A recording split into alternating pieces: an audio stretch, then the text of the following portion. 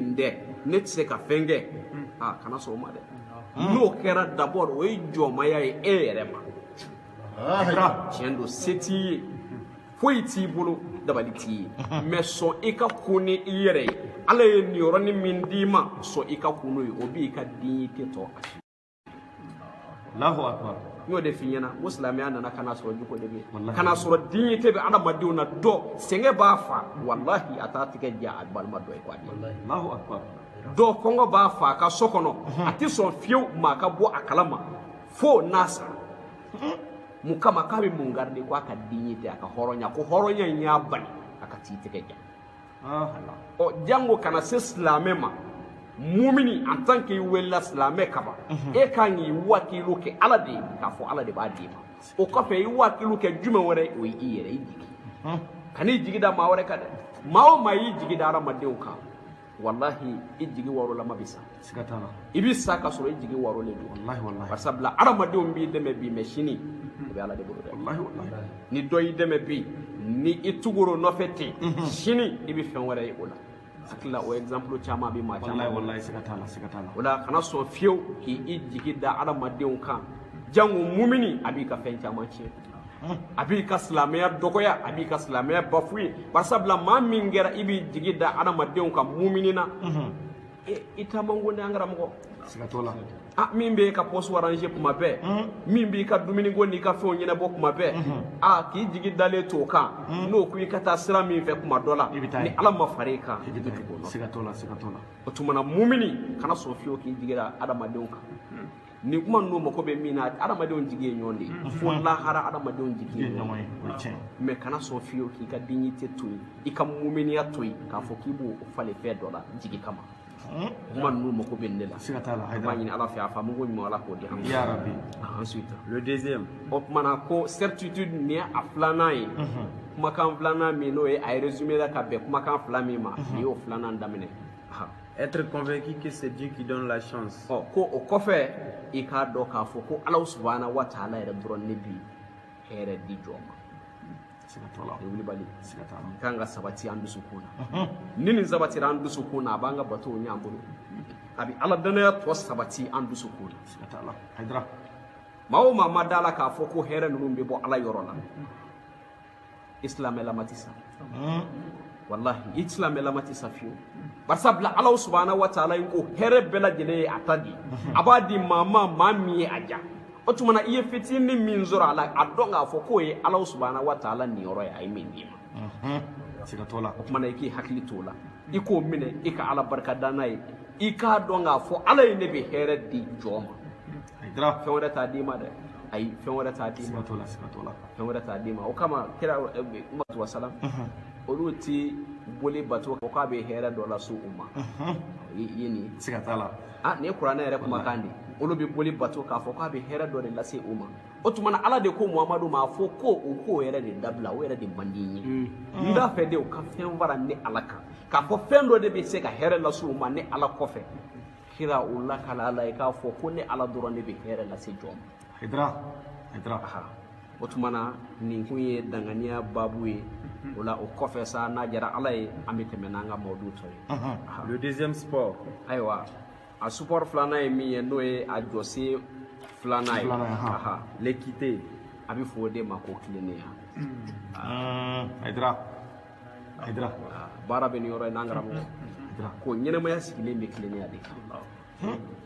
sika foite ni kuma mawo ma klena nyene ma yakonna la ibanya iyere de folo mawo ma klena nyene ma yakonna la ibanya iyere folo de yali ma wore ci basabla adama de ka here akanga damine iyere de la kore jumeye ni ko ma wore ka here soro kwa ka soro la here soro haydra oni ika mobili soro oni ika du soro oni ika ninzoro tenkilute na fora here soro di iyere di iyere ka lafiya folo iyere ka sabati folo ika nyinema ya konna la otumana mawara o ka soro ka sabati soro ni haydra wala l'équité no e clénéa be folo jon yere de la l'équité sikatala ika clé ini Allah subhanahu wa ta'ala o ye an donnen silamɛya hukumu kɔnɔna la nka yan'o cɛ Ala subhanahu wa ta'ala ye a jira an na ni wale bɛɛ lajɛlen ni Mamadu Mustafa ko ni jɔn tilenna ɲɛnamaya in kɔnɔna la i b'a ɲɛ i yɛrɛ de ye o ye jumɛn ye président ni i tilenna i ka présidenya kɔnɔna la fangatigi faama ka se patron ma chef de travail ani ka se directeur de bureau ma ani kana se hali commerçant baw ma les grands import export kana so olu bɛɛ lajɛlen ma i k'a dɔn i b'a ɲɛ i yɛrɛ de ye Haydara ye wulibali ye dɛ siga t'o la maa o maa tilenna ɲɛnɛmaya in kɔnɔna la i b'a ɲɛ i yɛrɛ fɔlɔ de ye bari sabula n'i tilenna hadamadenw ni yɔrɔ ye min ye k'a d'u ma hakikatan min kan ka d'u ma k'o di hadamadenw na kɛ e ma ɲuman barikadaba ye siga t'o la Haydara o la o segira jɔnni fɔlɔ de ma e yɛrɛ i ye tilennenya min ta ka ɲɛsin i muso ma n'o ye Ala ye muso fila ubiyɛn muso saba nɔgɔya i ye walima muso kelen dɔrɔn b'i bolo i ye tilennenya ni laadiriya min ta ka ɲɛsin a ma a bɛ segin jɔnni de ma fɔlɔ e yɛrɛ siga t'a la sabula i muso na i remercier n'i ka ɲumanya kɛli ye n'i ka laadiriya n'i ka tilennenya ye ka ɲɛsin a ma Haydara n'i ye tilennenya ta ka ɲɛsin i ka denbayaw ma n'o de ye i denw ye walima c'est à dire i balimaw ni fɛnw bɛɛ lajɛlen n'i ye tilennenya ta ka ɲɛsin o ma olu n'o tilennenya kelen ta ko e barikada ni o ye o la o ɲuman o bɛ sigi e de fɔlɔ ma Allahu akbar i ye ɲuman min k'u ye e y'a k'u ye i y'i ka tɔnɔ sɔrɔ a la bari sabula i b'a kɛ waati min na i tilennen don a baara kɛli la donc ɲɛnɛmaya yɛrɛ sigilen don tilennenya kan fo tilennenya in ka sabati jɔn na maa o maa ma tilen i tɛ lafiya ɲɛnɛmaya kɔnɔna la siga t'a la Haydara o dalilu dɔ ye jumɛn i ye muso fila furu e muso fila b'i bolo i ka so kɔnɔ denw bɛna bange aw ni ɲɔgɔn cɛ muso fɔlɔ o tɔɲɔlen b'e bolo walima muso filanan o tɔɲɔlen b'e bolo i bɛna masiba na yɔrɔ ye sisan i ye tilennenbaliya min kɛ i muso fila ni ɲɔgɔn cɛ o bɛnbaliya bɛ o muso fila ni ɲɔgɔn cɛ o bɛ yen siga t'a la den minnu bɛna wolo o kɔnɔna la muso fɔlɔ den ani muso filanan den o bɛnbaliya kelen o bɛna tɛmɛ denw ni ɲɔgɔn cɛ i teriw ni jɛɲɔgɔn olu fana na tigɛ e la k'a fɔ ko nin ye dutigi lankolon de ye hali n'u b'a fɔ i kɔfɛ ni tiɲɛ o tuma na tilennenbaliya a na kɛ fɛn ye fɛn min ni a dan sagoli a bɛ segin i yɛrɛ fɔlɔ de ma n'a b'i ka fɛn bɛɛ lajɛlen tiɲɛ i bolo nin tɛ Ala ko ye dɛ nin ye kɛnɛkan ko de ye yanni an ka don Ala yɛrɛ fɛ Allahu akbar Haydara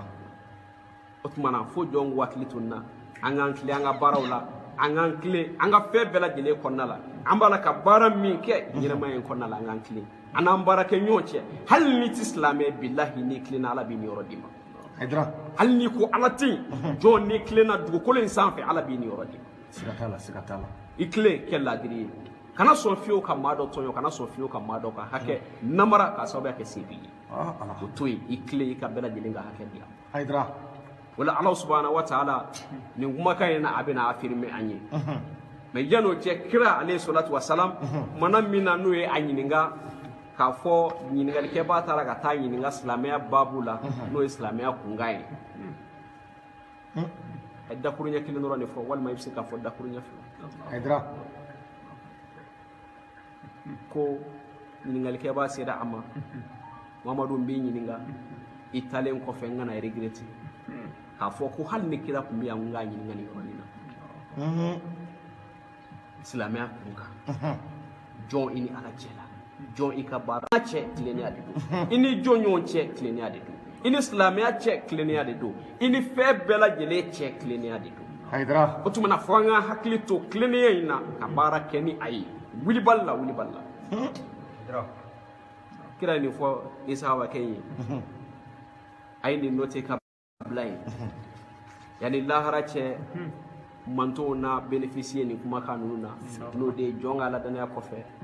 foyi ma ɲini ka i k'i tilen Ala ko i ka min to yen o to yen a ko i ka min kɛ i jija o la i k'o kɛ o tuma na Ala subhanahu wa ta'ala bɛna fɔ an ye dans le suratul labɛn le verset 90 certes Dieu commande l'équité la bienfaisance et l'assistance aux proches Haydara a ko wulibali yɛrɛ la kɔni Ala subhanahu wa ta'ala bɛ min fɛ o de ye tilennenya ni wulibali ye dɛ siga t'a la Ala subhanahu wa ta'ala bɛ fɛn min fɛ jɔ kan o de ye tilennenya ye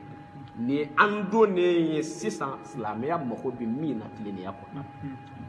silamɛya ko cogo di tilennenya kɔnɔna la o kɔrɔ ye ala ko cogo di tilennenya kɔnɔna la ala ko de ko ne ala mako bi ni aw ye a k'aw tilen n b'o de laɲini aw fɛ a y'aw tilen a ko aw danbe ni ala min na a bɛ siran ni ala min ye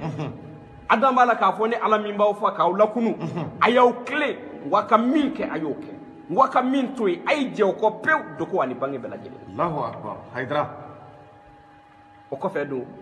a ko la bienfaisance n'o de ye ɲumanya ye nin kuranɛ haya minɛ n'a ye n'o ye ɲumanya ye a ka ɲumanya kɛ jɔ a ka hinɛ ɲɔgɔn na a ka ɲɔgɔn jigi tugu dogo ani bange an filɛ o kalo de la se bɛ min ye i jija i ka sendaw jigi tugu nin kalo in kɔnɔna la dɔw t'a dɔn u bɛ sun ni min ye bilahi dɔw t'a dɔn u bɛ sun ni min ye dɔw t'a dɔn u bɛ sun tigɛ ni min ye o tuma na i sigiɲɔgɔn min bɛ i kɛrɛfɛ ni i yɛrɛ b'a dɔn dekun b'a kan ala ye se dɔ kɛ e ye ka tɛmɛ a kan o tuma na e k'i jija i ka hinɛ o la ala kumana yɔrɔ yɔrɔ la a ye hinɛ fɔ silamɛ i bɛ kuranɛ kɔnɔna la a ye hinɛ fɔ yɔrɔ caman na adamadenw ni ɲɔgɔn cɛ mun kama silamɛ in yɛrɛ nakun ye hinɛ de silamɛya nakun ti foyi ye hinɛ kɔ ni hinɛ bɔra yen kaba dɔrɔn silamɛya ti fo jɔn ka hinɛ ɲɔgɔn na sendaw setigiw ka hinɛ sendaw na k'u jigi tugu jogo la ani bange la c'est-à-dire jogo la o de la i ye jigi tugu la sɔn hɛrɛma ye ka tɛmɛ i ye jɔ dɔ wele se dɔ b'i ye k'o k'a ye kɛnɛjala kan mais o fɛnɛ bɛ se ka na pour que ka maa wɛrɛw bila o baara ɲuman kɛli la o fɛnɛ bɛ se ka na mais min fanga ka bon o de ye i kinin bolo ka ɲumanya kɛ ka sɔrɔ i numan bolo ma bɔ a kalama kuranɛ ye min fɔ Haidara. tuma na an k'an jija an ka ɲumanya caya nin kalo in kɔnɔna la ka fara an ka batow kan a bɛɛ lajɛlen bɛ kɛ fɛn de ye min bɛ bila an ɲɛ lahara don tuma na bato comment dire ɲumanya foyi tɛ yen min bɛ bin o ti kɛ fiyewu Haidara. ɲumanya n'i y'a fili yɔrɔ yɔrɔ la kunbɛ yɔrɔ b'a la bin yɔrɔ b'a la a bin yɔrɔ o ye ala subahana wa taala fɛ ye tuma na an k'an jija ni ɲumanya kɛli caman ye pour que ala bɛ se k'an ka alijinɛsow fɛrɛ ala bɛ se cogo min na k'an ka baaraw nɔgɔya ye ka bɛn lahara don ma Inshallah. o tuma na o kɔfɛ ala ye jumɛn d'a kan a ko l'assistance aux proches n'o de ye i nɔ ka mansuru ye i k'i jija i k'u dɛmɛ i balimaw b'o la n'o de ye i ni minnu ye fa kelen ba kelenw ye i balima siraw b'o la i fa dɔgɔnin denw walima i balima siraw ka taa dɔrɔn ɔ kana se tuguni hali ni minnu bɛ sigiɲɔgɔnya la ala ko ko a ye ɲɔgɔn dɛmɛ i k'i jija i k'i hakili to i k'i jija i k'i balimaw dɛmɛ i k'i sindiw tɛmɛ se bɛ e min ye du kɔnɔ i jija i balimakɛ bɛ yen se t'a ye a ma baara sɔrɔ mais ala ye se di e ma e bɛ se ka mun k'a ye i bɛ se ka mun dɛmɛ don a ma pour que a ka baara ko ka nɔgɔya i bɛ se ka mun k'a ye pour que a ka ɲɛnamaya ko bɛ se ka facilité cogo min na o tuma na fo an k'an hakili to nin na maa o maa n'i ye sinji tugu ala subahana wa taala bɛ nin yɔrɔ dɔ bila i ye maa o maa kɛra sinji tigɛbaa ye ala banila bilahi Haidara. ala bana maa bɛɛ la maa min kɛra sinji tigɛbaa ye n'o ye balima farabaa ye Haidara. kana sɔn fiyewu ka ɲɛji bɔ i balima dɔ ɲɛ la ka sɔrɔ se bɛ e ye i bɛ se k'o ko dilan ka se t'u ye ka laban tuguni k'i da de o ko in kan o ko ka kɛ Haidara. an ka jamana in kɔnɔ yan sinji caman tigɛlen Siga t'o la, siga t'o la. balimaw bɛ du kelen kɔnɔ u b'a la ka balo ɲɔgɔn kan mais u ti ɲɔgɔn kan fɔ u ti don da kelen fɛ u ti bɔ da kelen fɛ nin du camanw bɛ yen minnu ni a bɛɛ lajɛlen bi seli ni a bɛɛ lajɛlen bi biri ka wuli kɛ n'u bɛɛ lajɛlen bi sunkalo sun Haidara. donc an k'a dɔn an ka bato yɛrɛ minɛ baliya fɔlɔ o ju dɔ ye an ka balimaw jigitugubaliya ye ka sɔrɔ se bɛ an ye maa o maa ye se t'u ye min balima dɛmɛ fiyewu fo k'a to yen a mago ka sa ka sɔrɔ e bɛ se ka fɛn dilan a la k'i ɲɛ tugu a kan k'o to yen ten aa Haidara. se ka i jija i ka dɔ ɲini ni hɛrɛ ye Allahu akbar. nin kumakan ninnu sirilen tɛ ko fo i ka wari de ta k'a di dɔ ma nin kumakan in sirilen tɛ i ka suma ta k'a di dɔ ma non e n'a cɛ i bɛ se ka dɛmɛ jumɛn k'a ye même moralement n'o de ye hakilimaya ye i jija i k'o kɛ ka dɔ wele k'a sigi a karisa nin dekun min b'i kan nin ye ala ka ko ye nin bɛ wuli nin bɛ kɛ tan o nafa ka bon kuma dɔw la i ka miliyari ta ka d'a tigi Siga t'a la, Haidara. kumakan bɛ fɛn min ɲɛ adamaden ye sɔn kayirama caman na i bɛ miliyari di a tigi ma waati dɔ la o t'o ɲɛ ye o tuma na an k'a dɔn k'a fɔ assistance aux proches a ma dabɔ foyi kama fo n'a kɛra an ka ɲɔgɔn dɛmɛ hakilimaya b'a la nafoloko b'a la seko fɛn bɛɛ lajɛlen bɛ a kɔnɔna la o tumana mumini yɛrɛ de b'a lajɛ e ni sigi ɲɔgɔn cɛ ni balima cɛ i bɛ se ka mun de dilan moralement et physiquement matériellement i bɛ se ka min dilan i b'i jija i b'o dilan o tumana an k'a dɔn nin kumakanw ye Ala subhanahu wa ta'ala bɛ kumakan minnu sabati pour que hali bi ka tilennenya dɛmɛ n'o ye laadiriya ye o tumana a bɛ nin cogoya kelen na ni maa min ka ɲɛnɛmaya bɛɛ bɛn tilennenya ma i ye baara k'a kɔnɔna la i tɛ sa fiyewu fo Ala ka niyɔrɔ d'i ma ɲɛnɛmaya in kɔnɔna la ka laban tuguni ka niyɔrɔ wɛrɛ bila i ɲɛ n'i ye mumini ye ka sira Ala subhanahu wa ta'ala ɲɛ k'i tilen Ala bɛ laban tuguni ka niyɔrɔ wɛrɛ bila i ɲɛ lahara min ka bon Allahu akbar o kisa surumani n bɛ n da don o la k'o ɲɛfɔ lamɛnbaaw k'o faamuya n'a diyara Ala ye Haidara cɛ dɔ tun bɛ yen a ka ɲɛnɛmaya bɛɛ lajɛlen kɔnɔna la ale y'i ka baara bɛɛ bɛn commerce de ma o kɔrɔ a ye fɛn min ɲɛɲini o kɛra commerce de commerçant tun don a ka commerce kɔnɔna la fɛn o fɛn n'a bɛ fɔ nin ma ko haramu walima fɛn o fɛn n'a bɛ fɔ nin ma ko yuruku-yuruku min bɛ se ka maa ka laadiribaliya la nati i ka commerce kɔnɔna la ale ko a ye yɔrɔ ma janya ka bɔ nin bɛɛ ma k'a ka denmisɛnya bɛɛ kɛ ten a b'o commerce kelen na a tilennen don min bɛ feere prix min na a tɛ dɔ fara a kan min bɛ feere da min na a b'o da kelen de fɔ adamadenw ye o tumana ale nana to ye kumakan suguya la fo kana se kɔrɔ nana s'a ma a b'a ka commerce kɔnɔna la alors commerçant in dun a ma den foyi sɔrɔ a ka ɲɛnɛmaya kɔnɔna la fo n'a kɛra denmuso kelen o tumana siw commencera ka birinti denmuso si commencé baara kɛli i n'a fɔ min bɛ se ka relais ta a ye k'a fɔ ko b'a ka commerce kɛ o fɛnɛ commencé o tumana cɛ ko ne na ni lahinɛ yɔrɔ ɲini sa ka balo halala tɔ la k'an tile ten fo ka taa se n ka saya don ma o tumana a nana to ten a nana du ɲini daminɛ a b'a fɛ ka du min ɲini n'a kan o tumana ne fɛnɛ tɛna fila kɛ n na du min bɛ n bolo n'o ye halala ye n ka tilennenya kama n'o ta k'o feere pour que nafolo min bɛ o la o ye nafolo jɛlen o ye nafolo tilennen n ka tilennenya kama n tɛna taa don yurugu-yurugu foyi la tuguni o tumana ni o nafolo in ta yanni ka saya kan sɔrɔ waati min na o tumana na balo n'o ye o fɛnɛ cɛ in denkɛ kelen dɔrɔn fɛnɛ de tun b'o bolo a y'a ka du feere ta ɲɛ b'a la tilennenya ka di dɛ silamɛ in mana foyi kama fo n'a kɛra adamadenw ka lafiya ye wallahi maa o maa y'i kɔnɔ jɛya Ala subhanahu wa ta'ala ye dogo ani bange la wallahi Ala bɛ nin yɔrɔ dɔ f'i ye ɲɛnɛma in kɔnɔ wala an k'an kɔnɔna jɛya an ka baaraw la an k'an tilen an ka baaraw kɔnɔna la dogo la ani kɛnɛ kan an k'an tilen nin tilennen fila kɛtɔ ye ka ɲɔgɔn sɔrɔ a ye du feere min ma o tilenna a ka commerce kɔnɔna la min b'a la k'a feere o tilenna a ka ɲɛnɛmaya kɔnɔna la a ka laadiriya n'a ka tilennenya kama a ko n ti balo nafolo foyi la n ti min bɔ yɔrɔ dɔn o tumana na balo halala la pour que Ala bɛ se ka nin yɔrɔ bila n ɲɛ a ye du in feere kumakan suguya la a feere cɛ ma cɛ nana taa kumana min na n'a ye du san a b'a fɛ k'i ka labɛn dɔw k'a kɔnɔna la a taara sɔrɔ kogo dɔ jɔn bɛ yen n'a y'o kogo kari ka bɔ yen a nana sɔrɔ sanu de kɛn bɛ daga kɔnɔna la ka kɛ dugukolo kɔnɔna la o ye kogo jɔ a sanfɛ Allahu akbar sanu caman a ko nin Ala ka lajarabi ye dɛ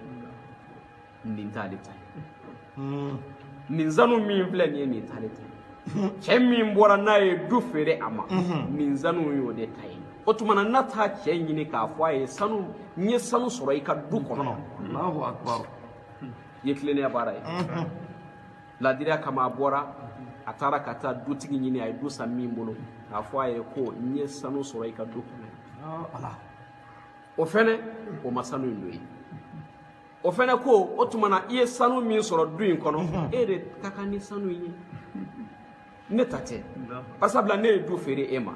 ni ne ye du feere e ma kaban ni min sɔrɔ la kɔnɔ kaban o ye e de niyɔrɔ ye barisabula e de ta dun siga t'o la a ko gɛlɛyara barisabula tilennenw minnu tilennen don Ala kama olu b'a dɔn min bɛ lahara ko in na walima min bɛ olu b'o dɔn wallahi hadamaden ka kɛ laadiri ye foyi tɛ t'i kan n'o tɛ kana sɔn fiyewu fɛn o fɛn t'i ta ye o to yen jɛ o kɔ pewu Ala b'a sara i ye ɲɛnɛmaya la yanni lahara cɛ jɛ fɛn bɛɛ kɔ fɛn o fɛn t'i halala ye o tumana tilennenw fila sa u nana ka na kuma caya ɲɔgɔn da la k'a fɔ ko e ta don e de ka kan n'a ye nin man kan n'a ye o tumana ko nin sɔn ka nɔgɔn Elkadi b'an ka dugu la yan n'o ye kiiritigɛla ye an bɛ se Elkadi ma nin kuma kan ka kiiri kan ka tigɛ cogo min na ale b'an bilasira o tumana o sera el kadi ma ka expliquer el kadi o tumana ne de dusa ni mbolo nya soro ni nzanu wake mba konna la akuko ne de tay du ne de tay sanu ne de nakaka barsabla ne dusa ngaba ne ko ay ne tate barsabla le de pni du konna la o tumana ni mani sanu kaka ale de du Allahu akbar el kadi sigile tura ka shenzi konna la amase akwa kan nyine maya bela jide konna la ale makidi foye min gele do ka temeni kitinga Allahu akbar min ya le dabali ba ka temeni kitinga Allahu akbar sebe ni abise ka fo sanu imbe ata yi barsabla ay dusa plan logique la no de bela jele bise ka be min ka fo ko ay dusa yendo an yorodu ataka nga kai logiquement sikatala mais o ka fo ko ale tatu oyi min yere fene du fere ale min fene du fere ale bora du konnala ale bise ka fo ko ale tado logiquement barsabla abora ale de ka du konnala sikatala ako me olu bela jele ka nyo soso Allah subhanahu wa ta'ala min yeda kama ni kiri fene ka nga tike chugo mena abiti ko wala yeda kama Allah demuso kele mi kiri tigala yin ngale ke mi ye dosa yalma debi bolo wa ako demuso kele mbabula ala o de do agardigala ako mi ye du fere yalma dembi re bolo wa ako ala ya le fene gardiga denge kele ne la ako otumana min do ne alkari kan la yini mi ni awsona ma ni denu no njara nyonyi aku furu nyoma haidra donc ibina muye ya sisa klene ya kama ala sona nu ye bonya sorala femi nu ye karama sorala ibi klene ya yere bla furu nana kana temo ni nyonchi Allahu akbar haidra Allah subhanahu wa ta'ala mi la yini anka ni ase keranyi anga furu ke otumana namba fe kam so furu par exemple ina fo Allah subhanahu wa ta'ala minun sabati le do ka fo aya la mu'minu ka minun no ba fe kam so ta ka se kuye otumana ka musota ni adadu ni hake nuna ka se Allah bana ni ado city donc mo go be mina doro ala e furu min blay doro donc esu de sunnah otumana ite mano fe furu ka ke otumana Allah subhanahu ma nin nunga klene ya ala ka qur'ana haya do sabati Allahu akbar donc otumana amba don klene ya konnala ani bara fe no be ke Allah subhanahu wa ta'ala nyeda kama heraw de bala ndi mama mani fe min kaka yani akanyi ni Allahu akbar haidra ni wuli bale de man ni oro dama fena ani fe min kaka yani aka bolo jano fe Allah iba islamiyya na hera duro ni sikatola ay hina fandauna yani fandaun gano tega jaaw nyako haidra ay moko ni oro duma ni oro minu noti awtay yanu kana réclamer aw fe bara bela jele ben konnala sikatala bara be ben konnala bara obi joka fogo commerçant we do fara fon pirika ika do ko fon prix élevé la donc anti ka sanna o yara ma de ngai réclamation ne yo sikatala haidra par sabla mo go be jume na do ka nga boala tugodi bara nun ka nga ke tugodi otumana o kay réclamation o de otumana ayu halala duma yano kana ay réclamer yano kana wuli do fara la mino so ka non ay da o halala mi awu da Allahu akbar dese ba to ayu halala duma woni min kaka yano kana kanu tekenja seti mami akana kana ta senda ya kama kasoro ikanga hine alaimo ke fwana na tiga jaiye we baraba ida ngaramo Allahu tumana fanga hakili tonna anga fendi mama mauminu ni akaka yano kana kana yini anfe ensuite le deuxième aflana réclamer aux gens ce qui est à toi en toute simplicité ko aflana emi ode ka fenyini mafe femi ni oyitai ni ko ya bela ina maya mako befe nga jurubi la depuis salo na sini nga jurubi la depuis ni wati ya fu iba sarani wati la ya fu iba saranna ima saranna haidra obina ndogal madi islamiyya ni konande a jamais adamadiya nyuma bela jile fene ni konande a jamais nyine ma yere tita fio fu adamadiya nga hine nyona de iyere ka hage miye ijija ika nyini ni ba nyini anyini muyo konnala ika nyini basiki konnala ni aya soro ka dima alhamdulillah na ma soro ka dima hali be bonya mimbi awni nyokonte obitu haidra mais seti mami wal ma ika jurubi mamina abini ika juru sara hali juru sara li sebaye itara muso kama ne ka jurubi la ay war bo ka dima fe do be o be tiga ni nyoche hal na bi seli misiri kile kono Haidra. hal na soro la abi seli misiri kile kono la fe do be o be tiga ni nyoche na bi fo mako adamade o be tiga o ni nyoche barsa bla ku nga ta nyini ni no ya mi no adamade jango kana se islamia ma o tuma na fanga hakili tunna anga hake o yeminu mi adamade una ni amma se ka jeminu ko dese kama anga njija anga nyini ni no ya Allahu akbar. Haidra. o tuma na najara alai mi papier sira ama amina kuma suzuro yangoro la Ni ala sona. ni alai don wero jira ana o kuma na ni anga anga tuguni mawdu to e chugo mina no anga temu yi ana temeni oye Ni ala sona. tuma na bi fulla se lameba bela jilema ka fulla se demeba bela jilema ka obe fo ka obe wali mando akalla meli ko nyumana o tuma na ka dugo nyini aw yuru fe ka dugo ke anye ka dugo ke duye ka dugo ke jamana islamé be ka dugo ke ankere fe jamano bela jile here minu nolu ko nyishine do ama ya rabbi ama ala ko du jidi Ya rabbi. toro fe on fe ani balaw fe on fe no nyishine be anga jamano ma amba nyini ala fe ya rabbi ama ala ka do anu do che ala ka labango nyumande ama ala kan kanda ala kan sutura sanwere bi nyogondo ala ko jirana ala kan sako dama ala ko ka kala ya bunya kama kira na so mo kama azza wassalamu alaikum wa rahmatullahi ta'ala wa barakatuh Wa alaikum. Waraba. Ambi radio soutien lameba bela jelen fo Mali kono Mali ko kan mama be ka Allah me system ni mawdu to yi nga ma chaman bi radio lameli la sisa ko mako be ankara mo alu badra alere la nga donc sisa ni kan daga juru la benen do ibolo yino ani kenama mo fana be saka nyon soro chugo mo chaman be no ulu fana be fe ka do nyinike ankara mo fe nga ni occasion belebele bi u saka weleli ke ko to siginona radio soutien ka ke sababu ye ankara mo badra ale ka saka do kuyi ni ala sona ni kuma mun bi yere fe e bi saka timino ye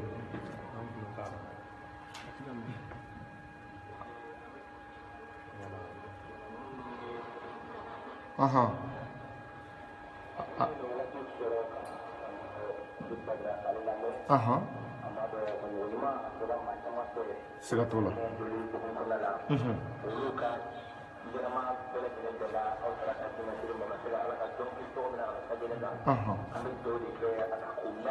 Amin Allah ya Rabbi.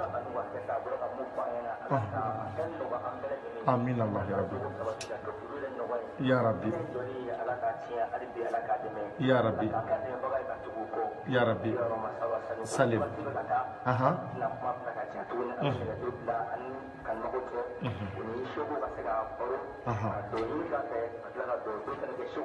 Ni ala sona.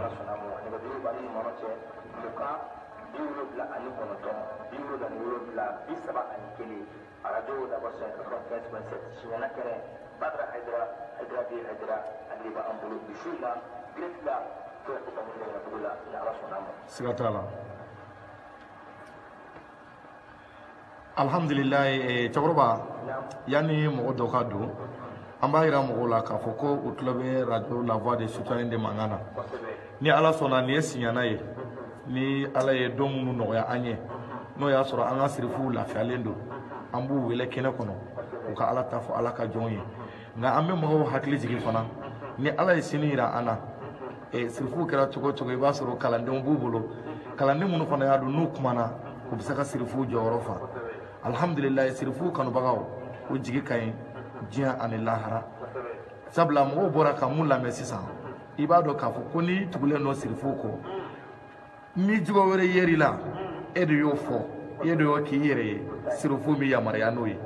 sirifukɛ bɔra ka mun fɔ sisan o jugu bɛɛ dafalen ka kan ka ye n'e ko k'e ye sirifu nɔfɛ tugubaga ye fo nin jugu dafalen de ka y'i la sinon ni nin jugu dafalen ma y'i la e kɔni